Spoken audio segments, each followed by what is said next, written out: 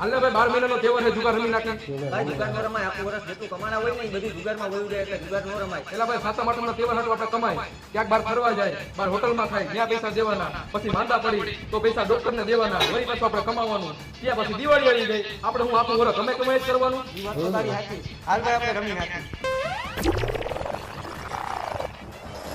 હાલ ભાઈ મારું 500 નું બંધ, આ તો મારું 1000 નું બંધ, મારું 2000 નું બંધ, આ તો મારું 4000 નું બંધ. તો ખમું જોઈ લઉં. હાલ ભાઈ હું 8000 આવી. આ હે જુગાર રમો હો. કઈ રાજા ચાંદો દેખાડીને અંધારું કરી ગઈ મારા કલેજા.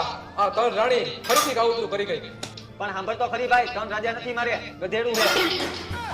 વાત તો સાચી છે ભાઈ, ગધડાની પાછળ અને પૈસાની આગળ કૂદી હાલવું નહીં, એ ગમે ત્યારે લાત મારે. અરે ભાઈ 500 રૂપિયા તું જા અહીંયાથી. અને ભાઈ તું આટલી બધી સાઈડ કામ મારવા માંગ્યો? આના કારણે ભાઈ